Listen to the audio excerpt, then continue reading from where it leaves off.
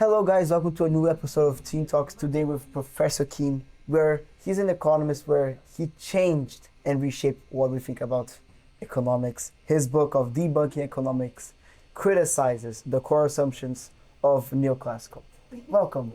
Thank you. Yeah. So, Professor Keane, I just want to say, what distinguishes your approach from the mainstream of economics? Well, in one word, realism. The vision that you're taught at school and universities, and it's still the dominant economic approach in all policy circles in the world these days, was devised in the 19th century. And it was actually, in some ways, it began as a reaction to Marx. So it was an anti a philosophy that criticized capitalism, and this is saying no, capitalism is a great system, and it's a great system because it brings about equilibrium between consumers and producers, and that equilibrium maximizes utility, it gives you maximum profits but minimizes the costs, etc., etc. It's an optimization system. That's the way it's described. Since that was first dreamt up, people have then tried to build up what's the backstory behind the demand curve and the supply curve. What's the backstory for equilibrium? And in every last case, the mathematics did not work. Okay? You got results, for example, in the area of demand. You're told how you can derive an individual's demand curve, demand curve for bananas, for example. And then it's simply a question of adding up all the individuals to get the market demand. No, that is not true. The mathematics failed. It was not possible to derive a market demand curve that looked like an individual demand curve. And the reason for this is omissions in the theory, leaving out, for example, the distribution of income. So the way they define a consumer doesn't take into account that one consumer is wealthy and other one's poor. Okay? When you take that into account and there's relationships between those people, you can no longer get the results they like. Now, what they should have done at that stage, it doesn't work.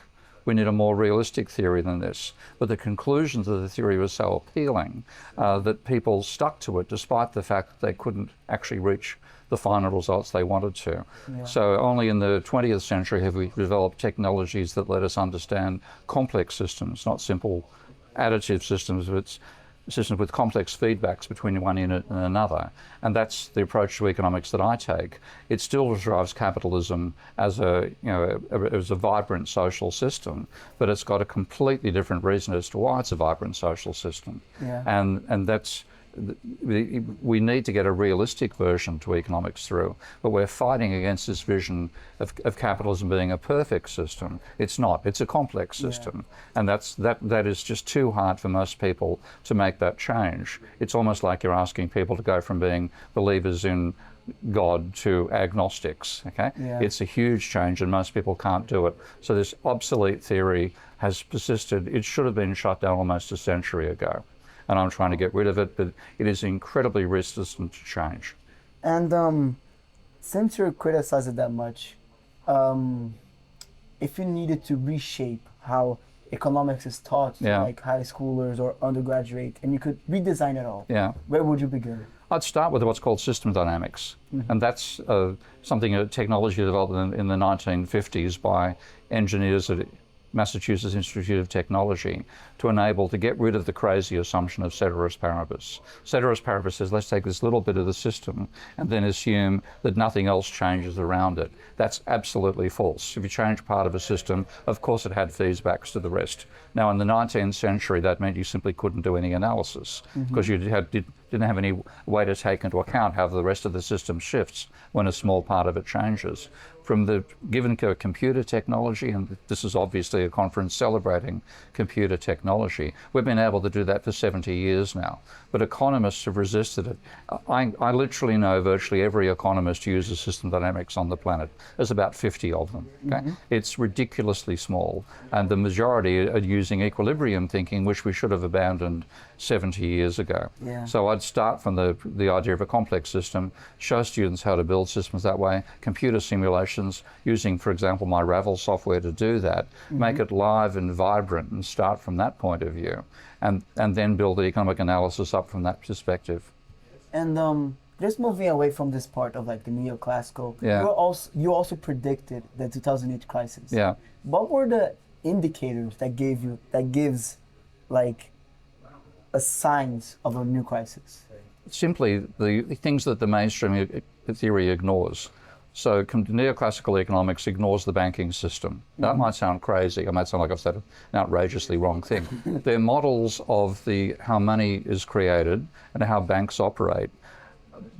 Basically say the government controls money creation, and all the banks do is enable individuals to lend to other individuals. Okay. So that says the banking system is passive in that sense. They do their macroeconomic models. They do not include banks or private debt or money in their models. So this is something which people think economists are experts on those topics. They actually dreamt up reasons in the 19th century not to consider any of them, and they still do it now. So I look at the level of credit, and I've proven, not just asserted, I've proven that credit, which is the annual change in private debt, is part of both aggregate demand and aggregate income. Okay? So if somebody uses their credit card to go shopping with you, okay, the increase in debt becomes your increase in demand and their increase in income. So it's tied together. So I was looking at credit and the level of private debt. They completely ignore both those indicators. Private debt in America in the 1950 was about 50% of GDP, and the change in debt was 2 or 3% of GDP. By 2007, it was 170% of GDP, and the change in debt that year, which was credit-based demand, was 15%. Now that was financing the subprime bubble, of course. When the mortgages started to crash and people were going bankrupt and couldn't service their debt and so on, you went from credit being plus 15% of GDP in 2007 to minus 5% in 2009. That's a 20% of GDP turnaround in credit-based demand. That's what caused the crisis. I was looking for that. I expected it. I didn't believe how large it had got to be, so I realised I had to warn about the crisis before it happened. But the mainstream completely ignored credit, and they're still ignoring it today because it's not part of their intellectual perspective. And about the AI movement, that's growing, you think it's gonna kind of ruin economics or be like a good tool that we can use for automation? I think we're going to ruin the ecology before AI ruins us. But one thing which is inevitable with AI, if we actually didn't face the ecological crunch that I think we do face, AI would mean you no longer need unskilled labour. Okay, because with robotics at some point, you can replace with humanoid robots, with the delicate hand movements that robots now becoming capable of, you can replace virtually any unskilled job. So all the unskilled labour goes. With AI, a huge amount of clerical style, intellectual work can also be replaced. If you do that, something like 70% of the workforce can no longer get a job. Now, in that situation, you have two choices. Do you let them starve and end up in the Hunger Games? Or do you provide a universal basic income so everybody gets enough to stay alive? And then if you want to become wealthy, you've got to be an entrepreneur, but at least you provide a basic level of income for everybody. So if we do go to a robotics world, if it is going to be a decent world for humanity, it has to be a world for the vast majority of people. Their basic costs of living are covered by a government-created money system, with the robotics actually then producing the goods and services we consume. But then if you want to be elite, well, you've got to contribute new ideas like rockets to Mars and stuff like that. So yes, it's a major point of transformation in human existence, because from my point of view, what we have done in our economies is exploit labour, exploit energy. Okay? We used to exploit energy in the form of slaves, and then animals, then energy in the form of fuel. Now we're going to energy in the form of solar power and hopefully nuclear at some point. It's the transformation of energy into useful work that gave us our sophisticated economies. The ultimate objective should be we all can live like in Star Trek, with the replicators creating goods and services and so on. That's the trajectory we're on. If we get there, then that is a great outcome for humanity, and AI could be part of that. But you have to be aware that once you do it, you can no longer say, if you're going to be a worker, you've got to earn a wage. Well, you can't earn a wage if there are no jobs. So it is a major transformation of the nature of capitalism if we get to it. But I think climate change is going to destroy us before we get there. And do you have I know you're not like a climate change person, but do you have any economic policy that could solve climate change? The main economic policy to solve emissions is to get rid of economists. because the reason that we get people like Bill Gates coming out and trivializing the dangers now, and Bjorn Lomborg rubbishing climate change, saying it doesn't really matter, is extremely bad work done by economists like William Nordhaus. The guy got the Nobel Prize for work on climate change in 2018, literally assumed that a roof will protect you from climate change. Okay? And the attitude that climate change, only industries exposed to the weather, are going to be affected by climate change. That's the mentality that the economists who worked on climate change have done. Whereas again, this is going back to the system dynamics idea, 70 years ago, or 50 years ago, those engineers at MIT produced a report called Limits to Growth, and looking at the trends in the physical world from 1900 to 1970, they then ran those trends forward for another 130 years to 2100. And in every single simulation bar one, they predicted a breakdown of civilization this year, running out of resources, excessive pollution, collapsing food production, health issues, all that sort of stuff coming forward. The only way we had avoided it was by a drastic reduction in waste production, a drastic reduction in the amount of material needed to produce output, a stabilization of human population from 1975. Okay. We didn't do it because economists said, don't worry, it's only trivial. The engineers were far more correct than the economists are. So we're going to hit the crunch that the engineers predicted sometime in the next, if we're lucky, 1 or 2 decades. I think at that point, it's going to be a question of whether human civilization survives. It's no longer a case of growth in the future. We should have changed direction 50 years ago. It's now a question, can we survive?